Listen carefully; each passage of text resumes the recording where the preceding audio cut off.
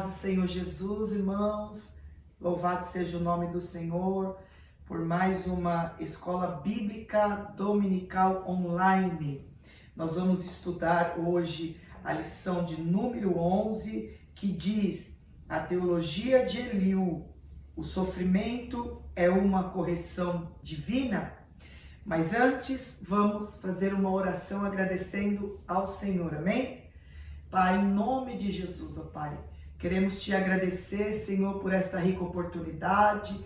Ó Pai amado, Deus querido, nos dá, Senhor, uma boa aula, um bom entendimento. Abre, Senhor, a nossa mente, ó Pai, para tudo aquilo que o Senhor quer falar conosco, Senhor. Se for vontade, ó Pai, do seu coração, Senhor, nos dê revelação, Senhor, desta palavra, e que somente o seu nome, ó Pai, venha a ser glorificado para a glória do teu nome, em nome de Jesus. Amém.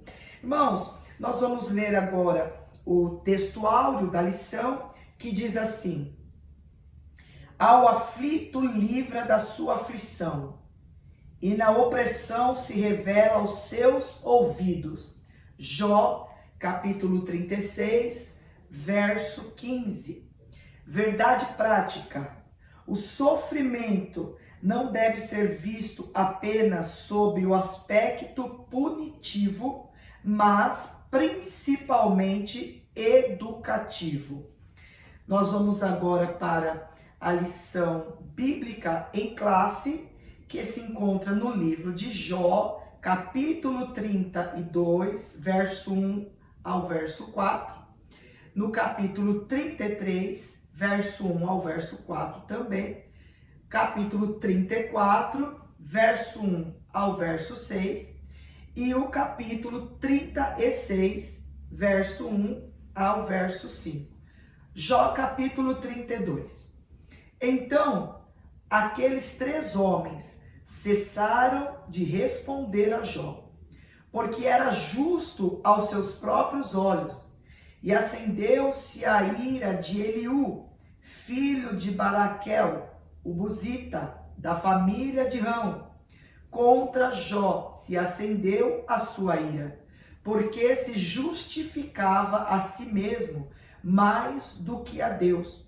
Também a sua ira se acendeu contra os seus 3 amigos, porque não achando que responder, todavia condenavam a Jó.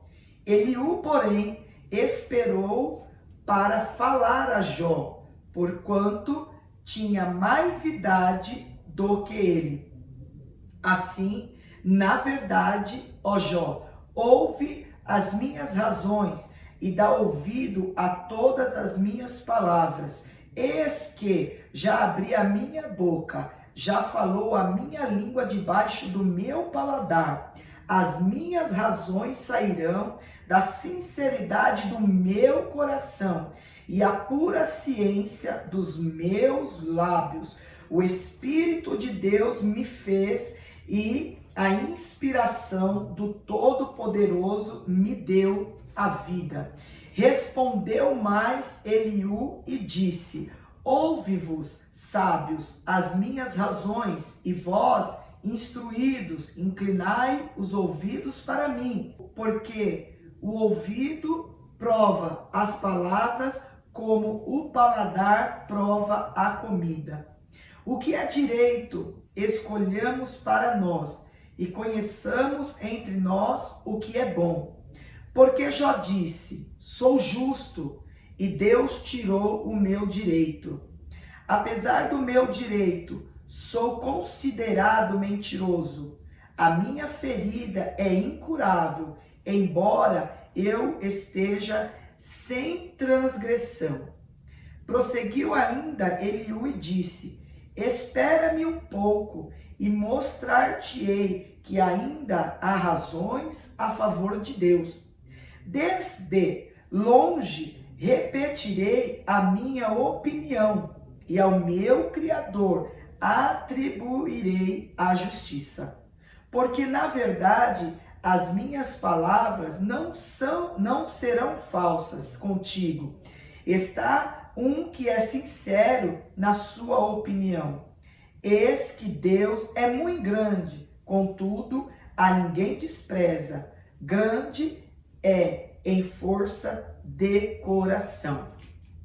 Nós temos agora a introdução desta lição, que diz assim, irmãos: veremos a teologia de Eliú exposta em 4 grandes discursos teológicos. Jó, no capítulo 32 até o capítulo 37. Esses discursos se contrapõem ao que Jó e seus amigos proferiam para Eliú.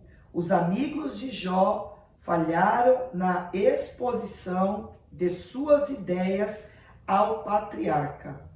Este, por outro lado, se equivoca ao representar o seu conceito de Deus para fundamentar sua defesa.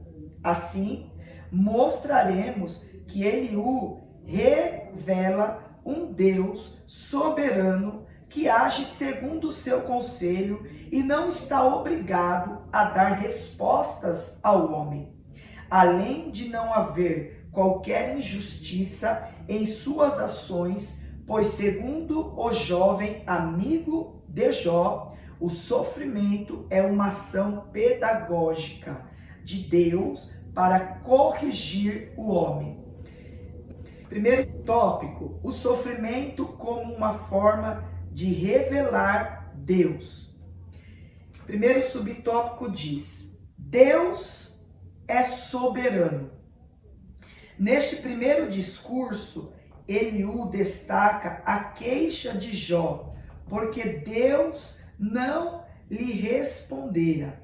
Para o jovem amigo do patriarca, este não leva em conta a majestade divina que distingue o Criador de suas criaturas.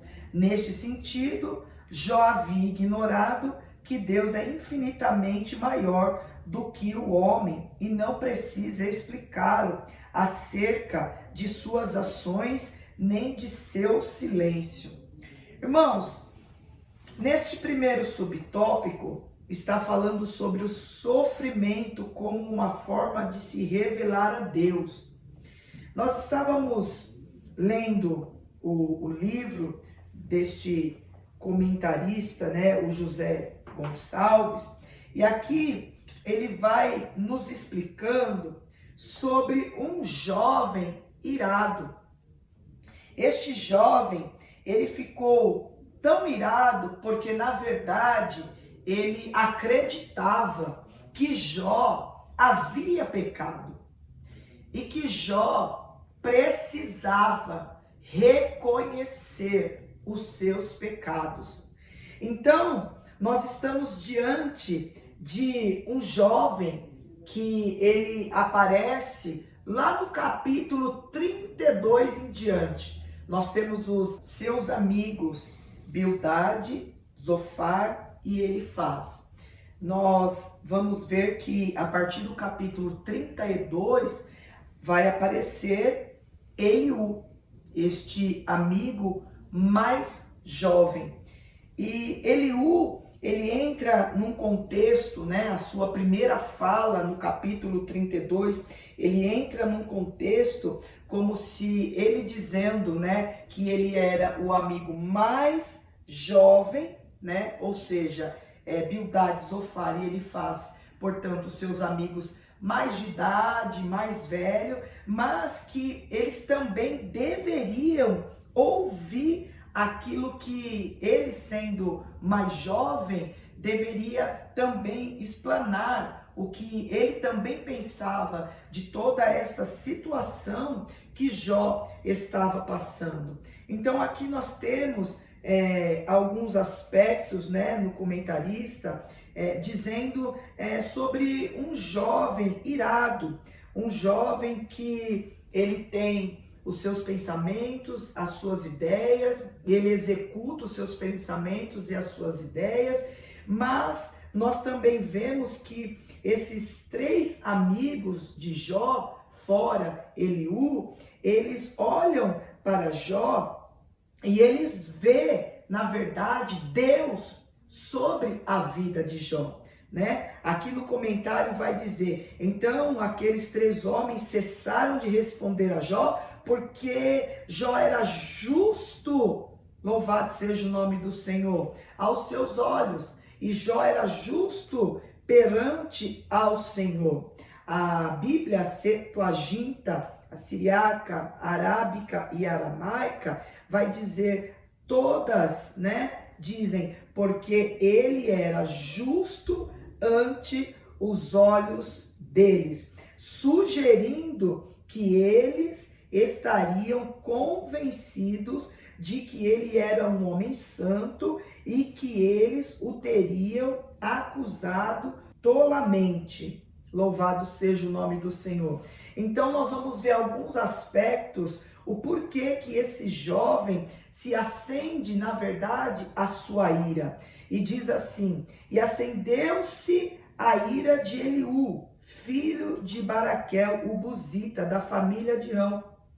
Contra Jó se acendeu a sua ira, porque se justificava a si mesmo mais do que Deus. A participação de Eliú, logo após os debates entre Jó e os seus amigos, é introduzida nos termos de uma intervenção às falas dos seus outros companheiros. Então aqui ele está tentando se justificar e tentando colocar uma situação que, na verdade, irmãos, eles veem como Deus, eles não veem como Deus sendo um Deus misericordioso. Se nós formos estudar toda a história de Jó, tanto os seus amigos, Bildade, Zofar, Elifaz e Eliú, eles não conseguem compreender um Deus misericordioso. Mas, na verdade, Deus, ele é soberano.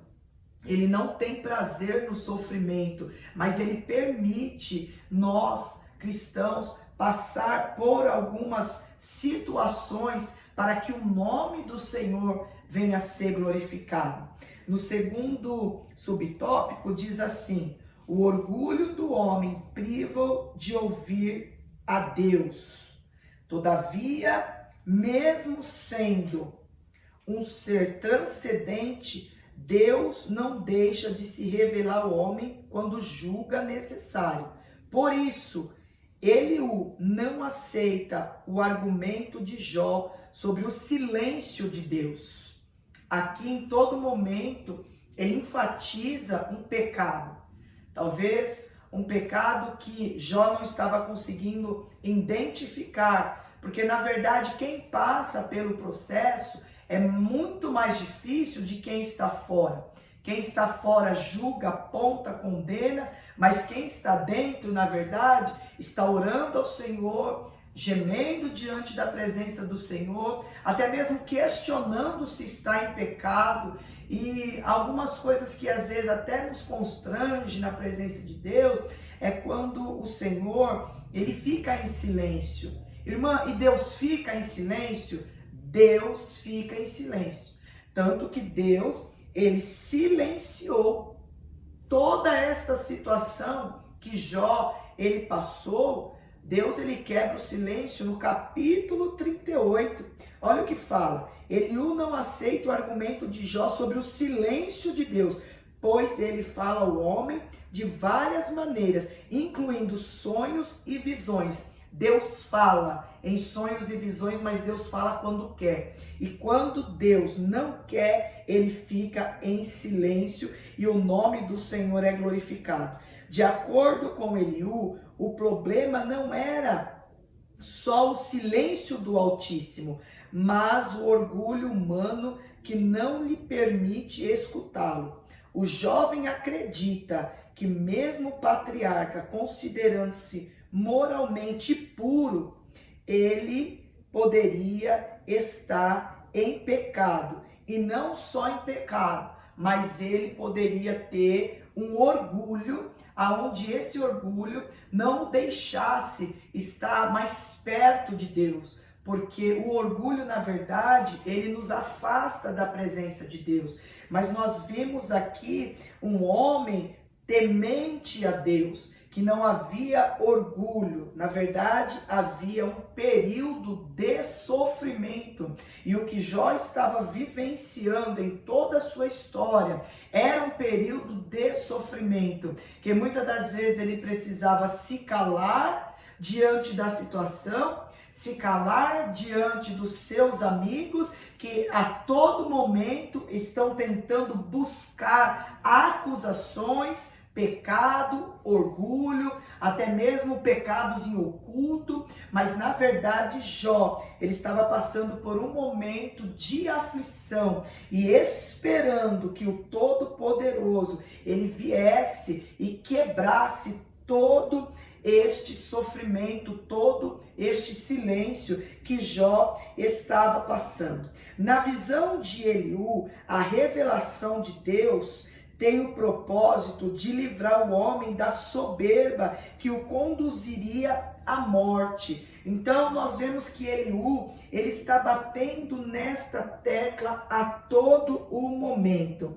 Eu quero ler aqui com os irmãos, quando Deus, ele nunca deixou de se revelar, mas às vezes escolhe se ocultar, ou seja, no momento certo Deus fala, Deus revela, mas tem momentos, irmãos, que Deus, ele fica em silêncio.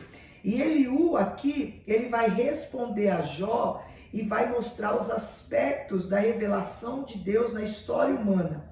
Até o presente momento, Jó queixava-se de que, mesmo diante do clamor por resposta, porque desde o começo, quando Jó passou toda essa aflição de perca, de sofrimento na sua saúde, a sua saúde também emocional não estava bem, em todo momento Jó, ele clamava sim por resposta.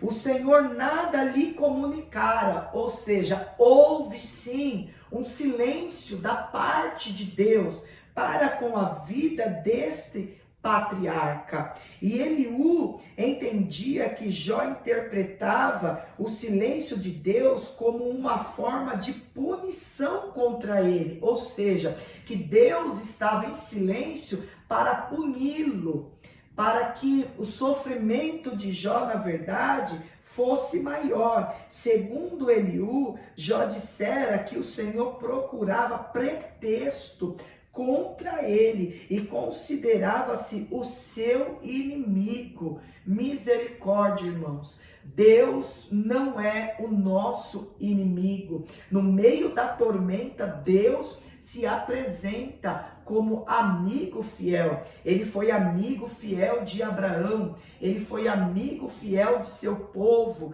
ele não deixou o seu povo em nenhum momento, apesar que muitas das vezes o próprio povo de Israel, muitas das vezes deixou a Deus para servir a deuses estranhos, adorar divindades estranhas, mas o que Eliú está colocando aqui, essa teologia, uma teologia de uma correção divina, um sofrimento de uma correção divina que Deus estava corrigindo Jó. Na verdade, isso não procede. Era algo que Deus queria mostrar a sua glória e o nome do Senhor ali seria glorificado. Louvado seja o nome do Senhor. No subtópico 3 diz assim: o ministério da redenção. Além de sonhos e visões, Eliú também destaca que Deus usa a enfermidade como um dos canais de comunicação entre Deus e o homem. Jó capítulo 33, do versículo 19 ao versículo 22. Por causa dela, ele pode enviar um anjo para anunciar a Jó o seu dever, dizer o que ele deve fazer e também interceder em favor da saúde do patriarca. Dessa forma, esse mensageiro anuncia o que é justo e bom a fim de recuperar o estado de justiça que Jó desfrutava antes da enfermidade. Ou seja, nós entendemos um pouco aqui de uma teologia de prosperidade. Muitos estão pregando que nós devemos viver uma teologia de prosperidade, que Deus prospera, que Deus abençoa. Deus prospera, Deus abençoa, mas também tem o dia mau. E neste dia mau, Deus também está conosco.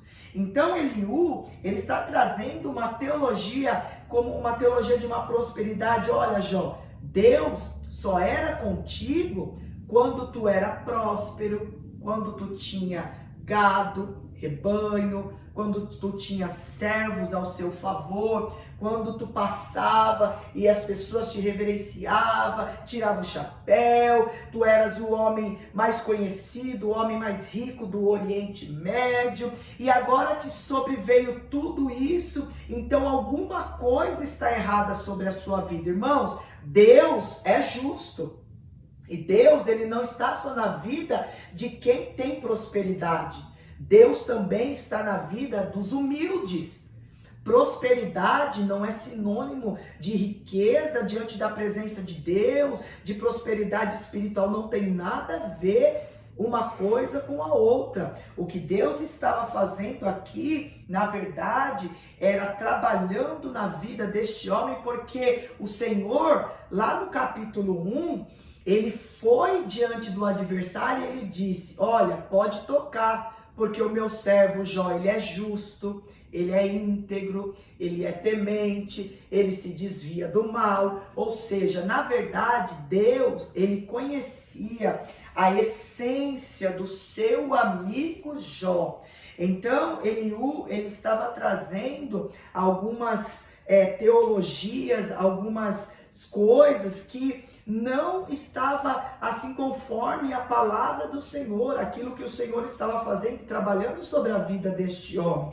E nós temos que ter muito cuidado, irmãos, com essas coisas, porque tem pessoas que acham que está passando provações, limitações, porque é Deus pesando a mão, Deus é o meu inimigo, Deus abençoa um, mas não abençoa o outro. Não, irmão, Deus, ele é soberano, ele tem prazer em nos abençoar, ele tem prazer em cuidar do seu povo. Aqui era algo que Deus estava permitindo na vida deste homem, e louvado seja o nome do Senhor, que chegou momentos que Jó também já não estava suportando mais a luta, as aflições, tudo que ele estava vivenciando. Então, em todo momento, Jó também, ele clamou ao Senhor, pedindo misericórdia, e Eliú, ele vê como um Deus que não há misericórdia, é um Deus que executa, é um Deus de justiça, é um Deus que está mostrando o pecado em oculto, o pecado que você precisa revelar. Então, muitas das vezes, a gente acaba, sem perceber, se afastando de Deus,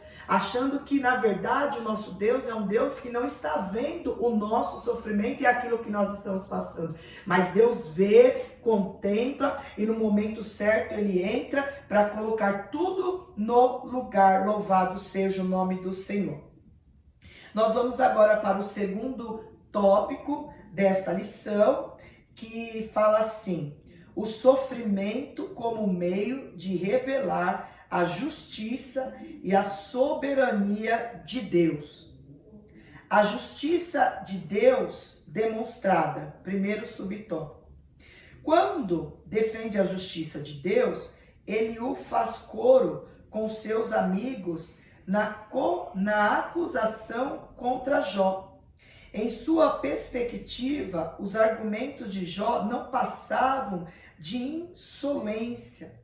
Como pode o Todo-Poderoso agir com injustiça, conforme Jó deixou subentender? Deus jamais age injustamente, pois isso contrariaria suas próprias natureza. Louvado seja o nome do Senhor. A justiça de Deus demonstrada. Aqui nós vamos entender que o sofrimento, na verdade, vem como meio de Deus se revelar a nós. Às vezes a gente está passando por um momento de dificuldade, um momento de sofrimento em algumas áreas, e a gente consegue compreender o amor de Deus e nós, na verdade, ficamos mais perto de Deus. Às vezes no nosso sofrimento a gente tem aquele sentimento de buscar mais, de orar mais, de estar mais na presença do Senhor. E no meio deste sofrimento, Deus também se revela ao seu povo. Então, a justiça de Deus, muitas das vezes, ela é demonstrada em meio ao sofrimento daquilo que nós estamos passando. E em meio a este sofrimento, na verdade, Deus, ele opera milagres em nossa vida. E nós conseguimos identificar os milagres, o amor, a misericórdia, o perdão e a soberania de Deus. No segundo subtópico, vai dizer assim: o caráter justo de Deus. Para não haver dúvida, Eliú passa a descrever o caráter justo de Deus. Ele age com justiça quando retribui ao homem o que ele merece. Deus não precisa prestar contas de seus atos a ninguém, visto que não recebeu autoridade de nenhum outro ser criado, como provedor da vida humana. É bem verdade, irmãos, que Deus, ele não precisa da ajuda de ninguém, porque ele dá vida, ele tira a vida, ele forma todas as coisas. Se nós formos observar lá em Gênesis capítulo 1, Deus, ele vai dizer: e haja luz e houve luz, e haja separação entre a luz e as trevas, e houve separação entre a luz e as trevas. Ou seja, tudo aquilo que Deus faz é bom, e tudo aquilo que Deus pronuncia sobre a terra para o seu povo é bom. Então Deus, na verdade, ele não precisa da ajuda de ninguém, ele tem toda a autoridade. A Bíblia diz que ele manda nos céus, ele manda na terra, ele tem toda a autoridade. Deus é onisciente e, como tal, conhece os passos e as intenções de todos os homens, sem precisar inquiri-los em juízo. Ele é justo para punir os maus. Louvado seja o nome do Senhor. A Bíblia diz que Deus, ele é onisciente, ele é onipresente, louvado seja Deus. Ele é além da medicina, tudo está no seu controle. E ele também passa, irmãos, e ele olha, e ele sabe a intenção do coração de cada um. Ele é justo para punir também, ele é justo para entrar com justiça. Ele não tem o inocente por culpado. Louvado seja o nome do Senhor. Deus é soberano e está no controle de todas as coisas. Amém? Terceiro subtópico diz assim: a defesa da soberania de Deus. Atente para a seguinte pergunta: será que Deus deve recompensá-lo segundo o que você quer ou não quer? Aqui o comentarista está nos fazendo uma pergunta. E Eliú, ele vai encerrar o capítulo mostrando a Jó que Deus, em sua soberania e livre vontade, não tem a obrigação de agir segundo o querer do homem. Sendo soberano, ele não está sujeito a qualquer julgamento humano. Por todo o livro de Jó, o autor destaca a soberania divina. Um exemplo disso está claro no uso da palavra todo-poderoso, que ocorre 31 vezes para Eliú. Portanto, por ser soberano, Deus jamais age com injustiça, como Jó dera a entender. Todavia, é preciso destacar duas coisas sobre a fala de Eliú. Aqui é muito importante para que nós possamos entender. Primeiramente, ele, assim como seus amigos, erra. por partir do princípio de que Jó havia cometido pecado. Ou seja, ele está acusando o seu amigo de pecado sem procedência alguma.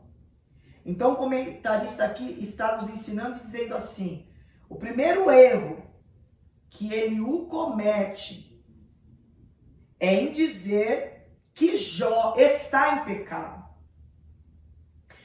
Em segundo lugar, Eliú exalta apenas a justiça de Deus e nada diz acerca da sua misericórdia. Se nós formos estudar todo o livro e olhar para esses amigos, eles não conseguem compreender a misericórdia de Deus. Mas um Deus de justiça, um Deus que pesa a mão, um Deus que permite todo esse sofrimento, porque se há pecado em oculto, essa pessoa precisa passar por isso, precisa pedir perdão, e Jó estava vivendo nesta situação. Então Eliú também, ele não vê Deus como um Deus misericordioso, mas ele vê um Deus que é um Deus que está fazendo justiça por um erro, por algo que está errado. Mas que neste momento, sobre a vida de Jó, a misericórdia de Deus seria um fator que não iria prevalecer sobre a vida dele. Para ele, o Altíssimo havia posto sua justiça soberana acima do seu amor.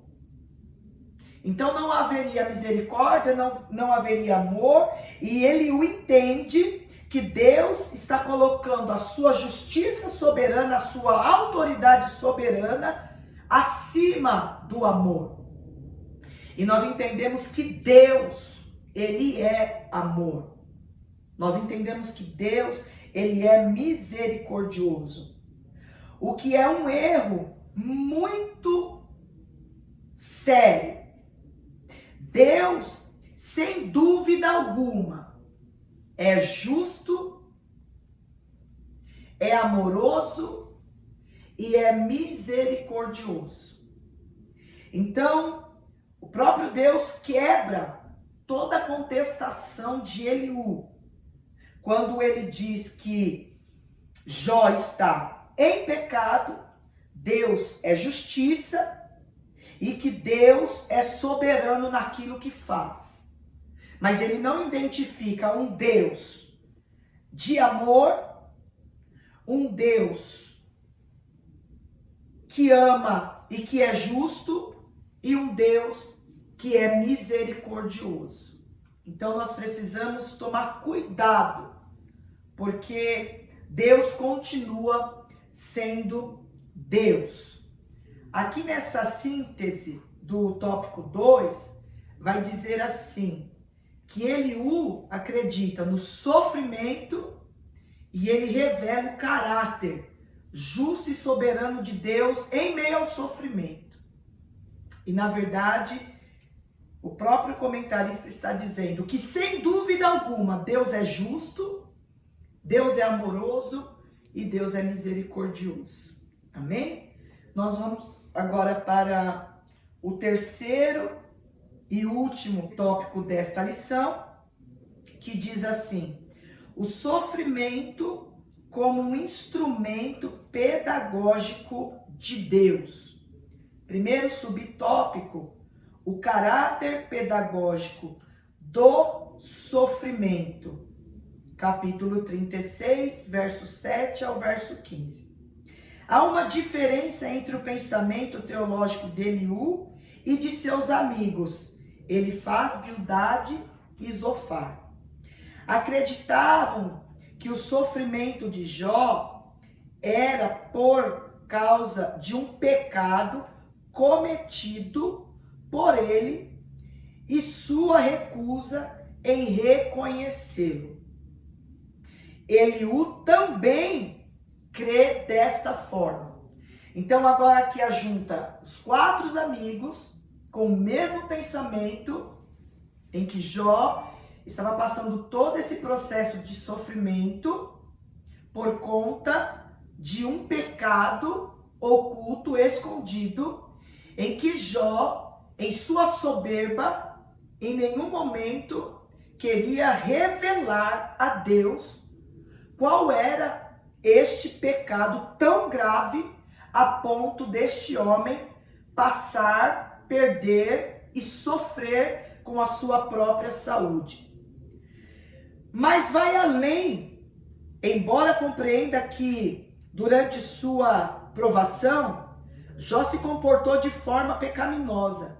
Ele o introduz a ideia que o sofrimento tem um caráter pedagógico. O caráter pedagógico do sofrimento está na capacidade de nos fazer refletir e voltar-se para Deus. Desta forma, os justos aprendem com o sofrimento. Louvado seja o nome do Senhor. Então ele acreditava, na verdade, nessa teologia de sofrimento, nessa situação que Jó estava passando, mas lá na frente, na verdade, Deus iria revelar-se através de Jó, para que esses amigos compreendessem não só que Deus era sobre a vida de Jó, porque eu entendo assim, irmãos, Deus também queria se revelar sobre a vida dos amigos de Jó, para que eles não olhassem, porque eles estavam olhando para Deus como um Deus que pune, um Deus que age no meio do sofrimento, que desce com a sua correção. Também Deus estava mostrando a sua misericórdia, o seu amor para com a vida desses amigos, e no decorrer de toda esta lição, ao findar desta lição, lá no capítulo 42, Deus vai se revelar a eles. Tanto que o Senhor vai dizer: vocês falam loucamente contra Jó. Vocês estão loucos. Porque vocês em nenhum momento, vocês sentiram misericórdia do sofrimento do amigo de vocês. E isso é algo muito sério. Nós devemos sentir a dor do nosso próximo e tentar ajudar da melhor forma aquilo que, de repente, aquela pessoa está passando. E não só condenar, acusar, apontar. Nós temos que tomar cuidado com isso, porque isso é muito sério. Subtópico 2 diz assim: adorando a Deus na tormenta. Eliú afirma que Deus é grande e nós o não compreendemos. Para ilustrar o argumento da grandeza de Deus, ele faz uma explanação sobre a ação de Deus nas estações do ano: outono, inverno, primavera, verão.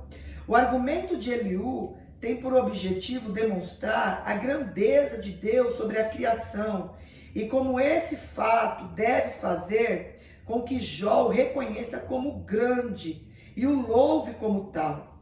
A fala de Eliú põe em destaque o argumento contraditório de Jó, que por um lado, na verdade, em todo o seu sofrimento, irmãos, nós vamos ver Jó magnificando a majestade de Deus. Em todo momento, nós vamos ver Jó exaltando o nome do Senhor. Nós vamos ver Jó, um homem que tem temor diante da presença de Deus. Nós vamos ver um homem que no capítulo 42, ele vai dizer: eu conhecia de ouvir falar, mas hoje de contigo andar. Por quê? Porque ele passou toda uma experiência. E no começo foi difícil. Nós sabemos que no capítulo 2, Jó, em um momento de muita aflição, ele chegou a amaldiçoar o seu dia de nascimento. Mas, ao longo de todo o processo que ele passou, ele foi reconhecendo. E ele foi reconhecendo a soberania, a majestade de Deus, que Deus em todo momento, na verdade, estava ali com ele e estava cuidando dele em tudo. Mesmo na sua pior situação que ele passou, na sua enfermidade, ele reconhecia que Deus estava com ele. Mas por outro lado, louvado seja o nome do Senhor, murmurava contra ele. Neste aspecto, Eliú acerta em mostrar que a adoração e a murmuração não podem coexistir, são atitudes excluentes. ilustra de forma poética o pensamento do orador. É uma metáfora da situação do patriarca, que no meio da tormenta, em todo o seu impacto, estrondo, pode contemplar o caráter pedagógico do amor de Deus. Como eu falei para os irmãos, Jó, lá no capítulo 2, ele chegou a amaldiçoar o seu dia, mas ele reconhecia a soberania de Deus. E Eliú estava tentando dizer que ou Jó adorava ou Jó murmurava, ou Jó acreditava ou Jó não acreditava.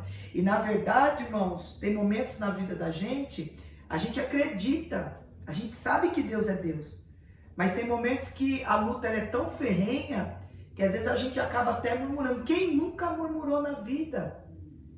Irmã Keila, você já murmurou de alguma situação? Eu já murmurei, irmãos.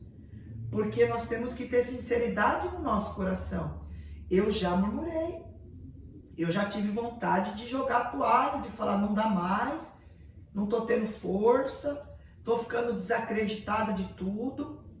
Passei por uma situação que naquela situação eu ficava me perguntando, Deus, onde é que o Senhor está?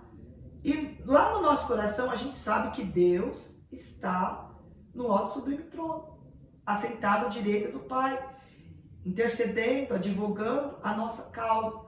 Mas Deus permite situações para que o nome dele seja glorificado. Nunca podemos se esquecer disso. Deus permite situações para que somente o nome dele seja glorificado. Louvado seja o nome do Senhor. Nós estamos terminando a nossa lição de número 11 e agora nós vamos para a conclusão da lição e eu quero ler juntamente com os irmãos, amém?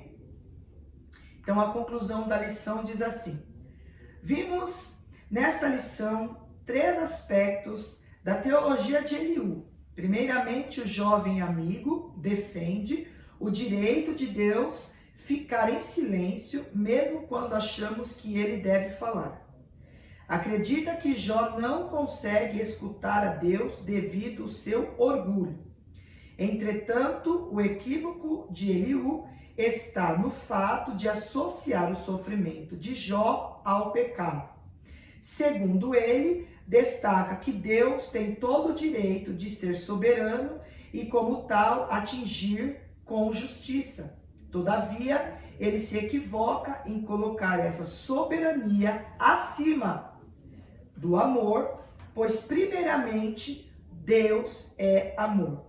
E finalmente Eliú vê no sofrimento um papel pedagógico. Louvado seja o nome do Senhor. Deus os abençoe. Até a próxima lição em nome de Jesus. Tchau, tchau.